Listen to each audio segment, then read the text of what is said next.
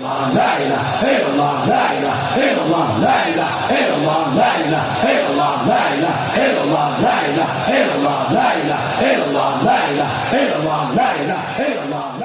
Bismillahirrahmanirrahim. Qulubul asyikin laha uyun.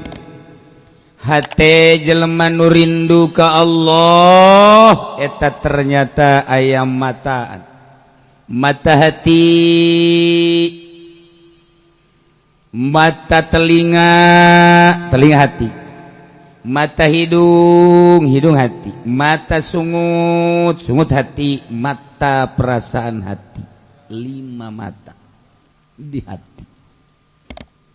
Lamun geus mantap ka Gusti Allah bakal diinkishaf. Mukasyafah ngaranna taro mala yarahun nazir, bakal dibere neuleuh naon nu ku batur teu kadeung, dibere neuleuh rahasia-rahasia Allah. Di jero hate urang teh bakal aya 7 lapis rahasia. 7 lapis, 1 lapis, 2 lapis, 3 lapis, 4 lapis, 5 genep. Disebut indra ke-6 padahal 7. Geus maca Quran teh ayat 7 lapis rahasia. Di luar ganjaran 1 huruf 10 engke bakal aya rahasia-rahasia ngalapis tadina Al-Qur'an. Namun urang tadabur sakadar rahasia tadabur indah. Di luar eta saluhureun tadabur engke bakal aya energi seakan-akan urang teh didorong ku energi eta. Teu karasa. Geus tah. Di lapisan katilu urang teh geus pindah alam, maca Quran biasa bae tapi teu karasa. Kok bisa 7 juz, 8 juz sa Quran bisa cuma 1 jam atau 2 jam. Nu macana ge kaget. Aya rahasia eta. Di rahasia anu kaopat deui engke urang bakal kaget dibere ngaromong. Makna mana Al-Qur'an seakan-akan ngomong, seakan-akan ieu ka anu, ieu ka anu, ieu ka anu, ieu ka anu, ieu ka anu. Baca kula sekian engke bakal anu, baca kula sekian engke bakal. Rahasiana teh eta. Bu, masyaallah karim. Taro malayarahun nazir. Eta keur carita neuleuh ngadenge sakumaha nu teu pernah kadenge. Ngadenge kana naon nu teu pernah kadenge kudu sok ngadarenge. Ngambe sakumaha nu teu kaambeueun kudu sok ngararambe. Ya Allah. Iyalah qulubul asyikin. Urang ngadenge make celi. Ketika urang ngadenge suara bakal kanyahoan ku Allah, naon nu kadenge ku urang deket Allah jeung urang. Urang ngadenge naon we Allah nyaho. Teu bisa menghindar di akhirat dengan denge urang sebab Allah uninya. Nu mantak Allah nyahoeun lantaran Allah teh wa nahnu aqrabu ilaihi min hablil warid. Yahulu bainal mar'i wa qalbi. Deuk kumaha? Berarti ieu denge urang denge Allah. Ketika urang lain ngomong berperasaan bahwa denge urang teh denge Allah, jalamun teu ku Allah didengekeun mah dibere ngadenge moal bisa ngadenge. Berarti kan fana denge urang. Ketika fana denge urang nu aya nu timbul denge Allah. Mun geus fana denge urang nu timbul denge Allah. Sakumaha Allah maha uninya urang bakal dibere kayahos sakumaha Allah deuk merena ka urang. Wallahu yu'ti. Allah anu maha memberi. Wa ana qasim cek Kangjeng Nabi, kuring nu ngabagi melalui Kangjeng engke Allah bakal mere beretah sekian persen wa ana qasim. Beretah sekian persen wa ana qasim. Ya Karim. Urang lamun geus caritakeun kos kitu hayang amat cek urang teh kos kitu pek bae. Hayang mah berarti normal kan. Berarti iya ruh urang teh kembali ke keaslian urang. Hayang amat jeung resep amat. Mangga. Anu mantak henteu bisa kitu kumaha? Kabang baluhan ku karesep. di Bang Baluhan urang teh ku karesep jeung kahayang nafsu ngaranna Kangjeng bisa hiber teh abdun khayyarahullahu baina ayyutiyahu zahratad dunya wa ma indallah fakhtara ma indallah. Cek Gusti Allah Muhammad hayang dunya tuh gunung bakal jadi emas, hayang dunya sok bakal dikirim segala rupa bakal jadi harta benda, sok dek dikumahakeun ge kumaha anjeun. Henteu Gusti sapira di dunia moal lila abdi saeutik ge teu terbersit hayang jeung resep kana dunia abdi resep teh ma indak hayang nu di Gusti bae jaga di akhirat.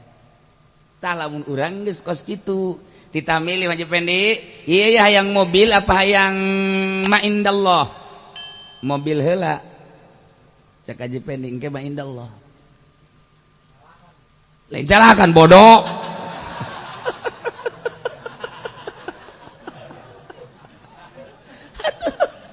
Sapira mobil atuh capek kudu dikumbah kudu dibensinan kudu diolian atuh banding ma indallah je nah eta lamun urang hayang ma indallah ditawaran mobil ieu mah mobil BMW teu Gusti Lexus teu Gusti RR naon emang RR Rolls Royce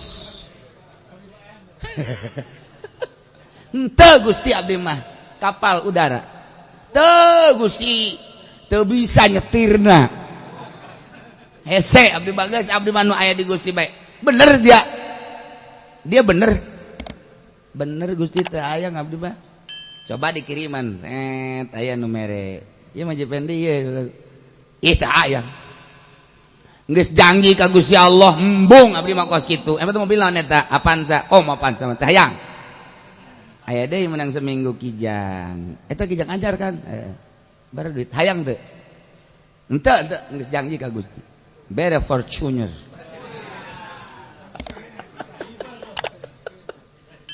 aduh maji hayang ya tuh ai milik teh mah tenden tadi mulai tah mulai geus robah nah encan Lexus karek Fortuner eta geus ka Bang Baluhan moal bisa tapi lamun datang apa pasar teu kijang teu Fortuner teu Lexus teu mobil teu mulai urang Karawang anu buleud anu didoakeun waduh Gusti asal aya liangan bae geus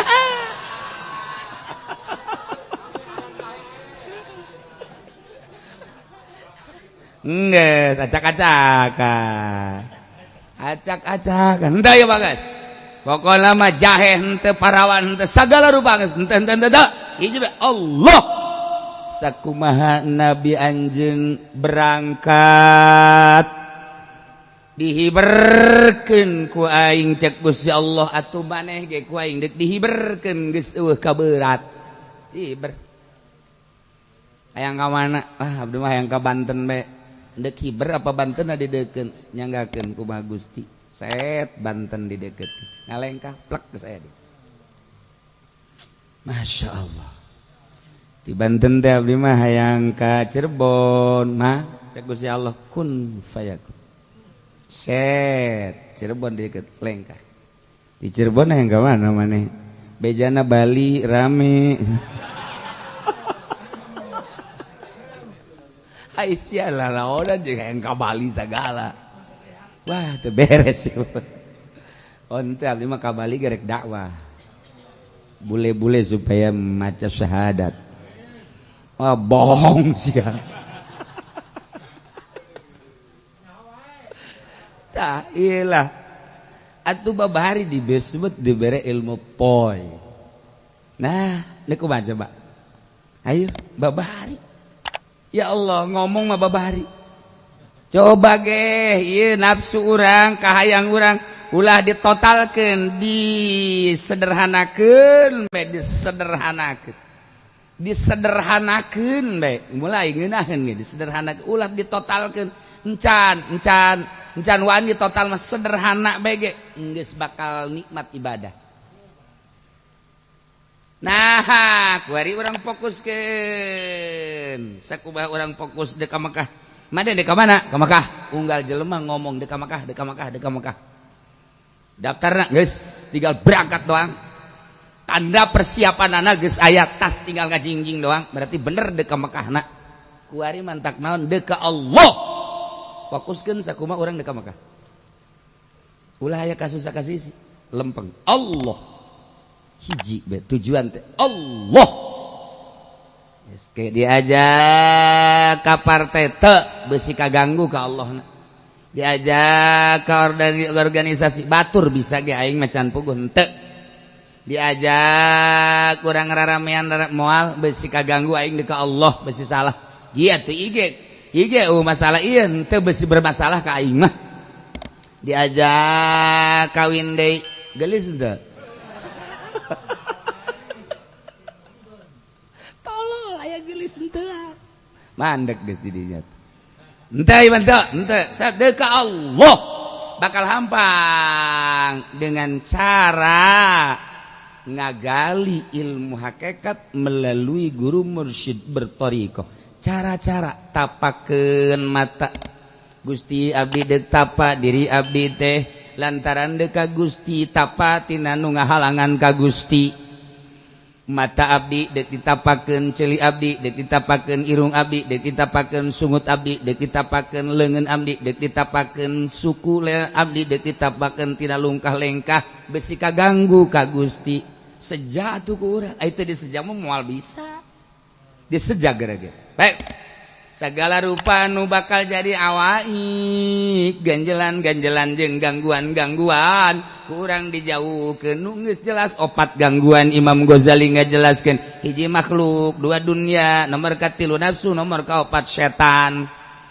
Nah dibenturan ku zikir la ilaha illallah la ilaha illallah mulai ucutan tak tak tak tak tak deuleu abdi deuleu Gusti da geuning abdi teh paeh nu sabenerna mah lamun teu dibere hirup ku Gusti atuh hirup abdi teh hirup Gusti. Abdi teh paeh moal bisa denge lamun teu dihirupan ku Gusti mah ieu abdi bisa hirup bisa denge teh lantaran aya hirup Gusti. Gusti teh maha hirup denge abdi denge Gusti. Abdi mah paeh aslina mah lamun teu bere hirup ku Gusti ieu irung abdi bisa ngambe sagala aroma-aroma lantaran aya hirup Gusti. Deuleu abdi denge abdi ambe Gusti sebab hirupna ge nu Gusti. Paehan awak urang heula sakumaha aslina. Lamun can dipaehan moal bisa mutu qobla anta mutu. Paehkeun heula ge raja aslina mah urang paeh. Sakumaha urang bakal paeh ketika roh urang diangkat. Maka memeh roh urang dikaluarkeun paehkeun heula ana kata kerenna. Panakeun heula ulah di aku ieu dedeleuan urang teh ulah dikaku ku urang nu Allah. Denge urang ulah di aku ieu teh denge Allah hangbe urang ulah di aku ieu teh hangbe Allah. Omong urang teh ulah di aku nu urang nu Allah. Kabeh nu Allah nu urang nama eueuh sebab ieu aya da denge deuleu jeung sagala rupa teh nu Allah geus akukeun langsung ka Allah. Setiap anon samang-samangsa urang ngakukeun nu Allah urang fana. Ketika aya keneh nu di aku ku urang moal bisa hiber. Geus eueuh nu di aku kabeh ge nu Allah nu Allah nu Allah nu Allah nu Allah nu Allah. Ieu hate aya mataan bakal dibere neuleu naon nu teu pernah kadeuleu ku batur. Bakal aya ceelian kadenge naon nu teu pernah didengekeun ku batur. Bakal ngambe naon nu teu pernah kaambe ku batur. Bakal ngaroecong ngomong ilham. Ieu teh naon nu ku batur teu pernah kabaca. Bisa kabaca ku urang sebab aya ilham anu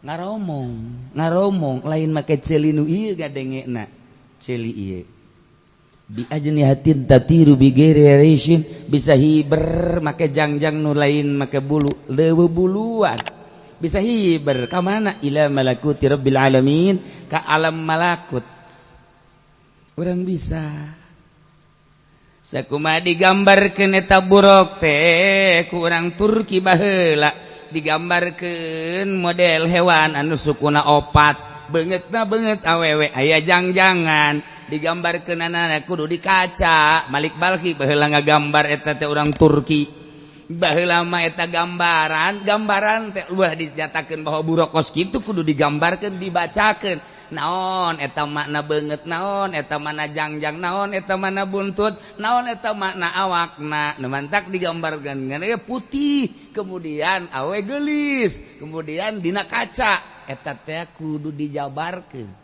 kulantaran kabelah dieuna eueuh ahli hakikat anu ngajelaskeun gambar borok modal kitu atuh diharam-haramkeun masa borokos kitu masalah ahli syariat mah ngaharam-haramkeun masalah padahal lamun dijelaskeun buruk eta teh gambaran kudu dijelaskeun ahli hakikat henteu salah kan unggal imah aya kabelah dieuna mah digambarna lain di kaca di kertas kabelah dieuna mah digambarna awewe nu geulis teh senyum teh urang Karawang atuh haram teh mana aya khusus kudu dina kaca gambarna ge kudu putih wajah wanita anu geulis jangjang eta kudu dimaknaan jadi lamun teu dijabarkeun ku ahli hakikat mal bisa gambaran naon eta gambaran di alam itu gambaran di alam di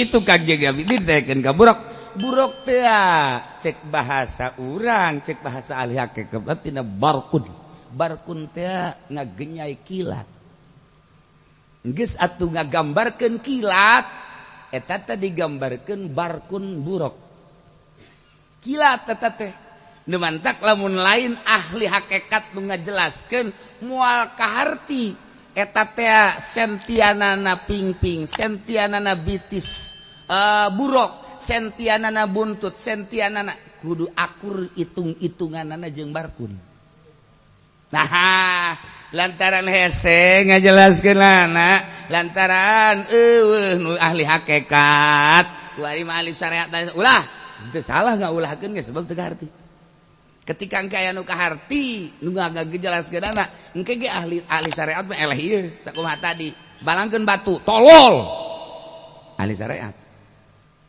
ngeri atuh dibalangkeun kitu tapi lamun ahli hakikat lah Allah Allah Haji Pendi mah asal ditajung Allah wuih Haji Pendi eta aya sanggu Allah Kori sok Allah-Allahan bae. Masyaallah. Aya awewe ahli qiraat nya masuk Allah bae. Kakangana Noel Allah. Masyaallah. Jadi dibuka. Aju dipeluk. Allah. Hafizul Quran hafizah kan gitu. Begitu salakina meluk irfa. Naik bae. Tuh ahli qiraat bakos gitu biasa di irfa sotak ya malaid irfa mal diteruskan ya baik 17 tahun ke atas ya biar jatin tatiru bigoir esin bisa hiber kanyawan bisa hiberna Kangjeng Nabi Khadir alaihi salam hiberannya nama asal Jumat di Masjidil Haram nya nama engke di Arfa babarengan jeung Kangjeng Nabi Ilyas asar poe Jumat aya di Madinah setiap Jumat sapopoena aya Kangjeng Nabi Khidir jeung Kangjeng Nabi Ilyas unggal Jumat mah terus-terusan Jumat di dinya asar Madinah. Jadi lamun urang Jumat di Mekah bareng jeung Kangjeng Nabi Khadir alaihissalam, bareng jeung Kangjeng Nabi Ilyas alaihissalam. Kangjeng anu ngajelaskeunna setiap Jumat aya Kangjeng Nabi Khadir. Yehe, nu badak ge sing hade urang Jumatan di Mekah, besi aya Kangjeng Nabi Khadir. Ke Kangjeng Nabi Khadir mau tasbih. Warna tasbihna beureum. Berem terlalu berem semu berem eta asal engke asal aya nu mau tasbih berem geus peluk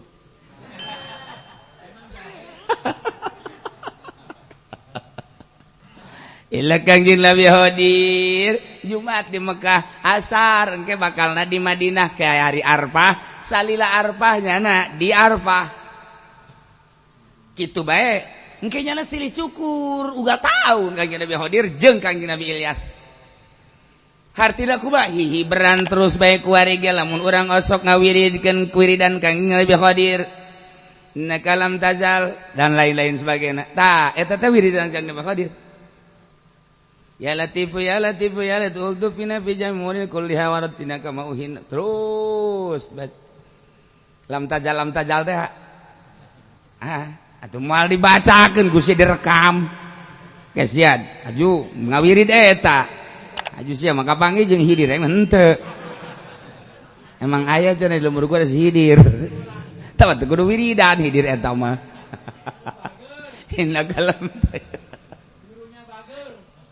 ya karim nah eta wiridan paran mun kurang dibaca bae geus datang ka tahapan ikhlas bakal kapanggih jeung Kangjeng Nabi janji Kangjeng Nabi Qadir sebab eta asma ti Gusti Allah ya latifu ya latifu ya latifu tu fina fi jami umurina kulliha wa raddina atau raddini kamu ifu dunya ya wa akhirati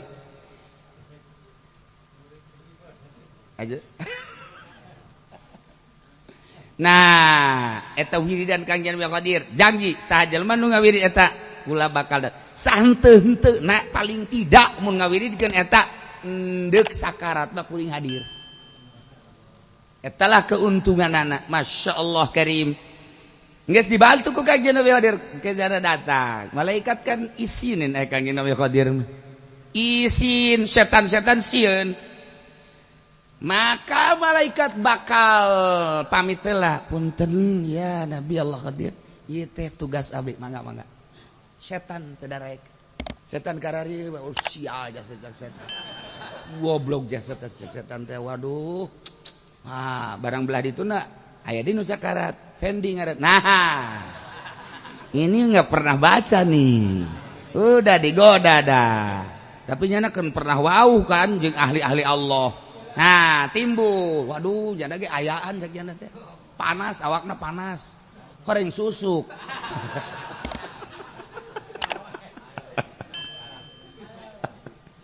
lah iyalah mantak kurang lamun hayang gapange jeung Kang Nyoh de cara Habib Umar, cara Habib Ali. Nu kukula dicaritakeun cara Habib Ahmad, baheula teh aya kiai di Tangerang. Kemudian hayang gapange jeung Kangjeng Nabi Qadir menta ka Habib Ahmad. Aya hayang-hayang teuing make tungguan tah. Lamun oyag-oyagan tatangkal buah, tah eta berarti geus hadir. Jang maneh, tapi aya jang kula mah teu kudu kitu. Itu gua oyag geus wer aya turu. Dan mantak bising ke peting tangkal buah sahanu oyag-oyagan entah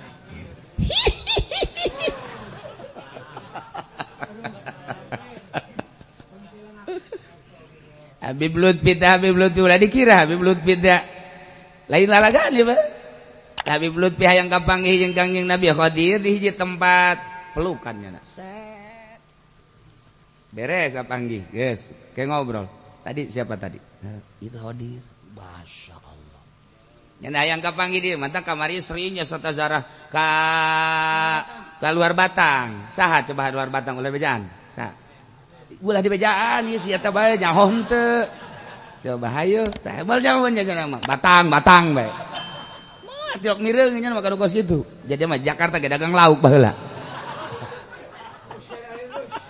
tuh ngaharewos teh menang ngaharewos nah bohong teu percaya aing mah nyana nyaho nyana aya kapagi terus bae ugal bal busasa zarah hayang minta petunjuk tentang ieu Jakarta Masya Allah nyana begitu zarah pelukan set peluk kabeh kan ajar jelema biasa bae beres zarah nyana ngomong tadi waktu baru datang dan saya pelukan tahu enggak itu siapa itu Qadir ya lamun urang nyaho Kangjeng Nabi Khidir kan kurang sering kada mah sering geus bali bejakeun nu saja di mana-mana mah sering bae eta kan geus bisa jambung mantak lain lalagaan Habib Lutfi mah eta inget ka Habib Ahmad mun hayang kapanggih jeung Kangjeng Nabi Qadir selalu aya wiridanana tak diundang mun cenah kondangan atuh ka urang wae ngundang si eta halo ya oke ya pengkolan ya sip langsung atuh geus pengkolan mana urang teh nyaho rahasianya atuh mah Nah iyalah seperti kos gitu. Harti dah kuat atuh hihi beran wali Allah kulubun. Jakangin Nabi hodiri ge. Nabi atuh makhluk Allah cuman kulubul asyikin laha uyunun tara ma la yarahun nazirina. Biadnya hatin tatiru bil gairis. Luhur teh ingkangnya Nabi Khidir jeung Kangjeng Nabi Ilyas mah. Ai eta Syekh Mansuruddin, ari eta Syekh Abdul Karim, ari eta Syekh Asnawi Caringin, ari eta geus bugus Maulana Hasanuddin Syekh Syarif Hidayatullah, ari eta Syekh Maulana Yusuf, ari eta Syekh Ja'far Shadiq, ari eta Pamijahan. Tuh, ulah Bejahan, coba sapa Pamijahan. Ayo, tuh poho kan. Oh, nya nama. Kayak saja Pamijahan, kayak saja. Oh, caknya nah, Syekh. Tuh jadi pohon deh kayak sakara. Nah, lamun ka mantan mah nya mah tulok poho-poho. Nah iyalah ahli-ahli Allah, nyata-nyata tah mah. Qulubul asyikin laha uyun. Lamun tadi jelema-jelema ahli Allah nu geus leupas tina dunia makhluk jeung nafsu jeung setan bisa halali endek moal urang. Tanya ke diri urang, endek moal. Ayo lepaskeun tah karesep dunia, lepaskeun tah makhluk-makhluk. Lepaskeun tah nafsu, lepaskeun tah setan-setan. Setan mah leupas sorangan, engke asal urang geus eta bae. Setan teh leupas sorangan bakal isin. Setan kan teu wani lamun urang loba zikir bae setan teu wani di sisi bae kieu. Dina ngaji ge nyana teh ngadeukeutan jelema saja nundutan. Eta setanan eta. Kos gitulah ikir carita qulubul asyikin laha uyun, horenganan rahasiana ulah kabeung berat ku karesep. Berarti fana, paeh teh ngaranna. Awak urang aslina paehan. Memeh roh keluar bakal bisa hiber sebab berat sote ku karesep awak. Ketika awak geus paeh atuh hiber roh. Jeung teu paeh roh mah teu nundutan, roh mah jeung teu sare. Anu sare mah mata ieu nundutan mah mata ieu roh teu pernah nundutan. Mata Kangjeng Nabi bah lam yahtalim qatu toha mutlaqon abadan wa mataza abasran fi maza zamani minu dawa abu falam ahmama waqaat babatun abad dan selanjutnya lam yahtalim qatu teu pernah ngimpi ibit ciciren balik Kangjeng Nabi mah tara dan lain-lain sebagainya. Jadi lamun urang masih kena nundutan aya nafsuan. Mun masih kena urang sare aya nafsuan. Ketika geus eueuh nafsu atuh roh mah teu pernah sare. Mantap ketika urang sare roh keluar. Teu betah cak roh teh.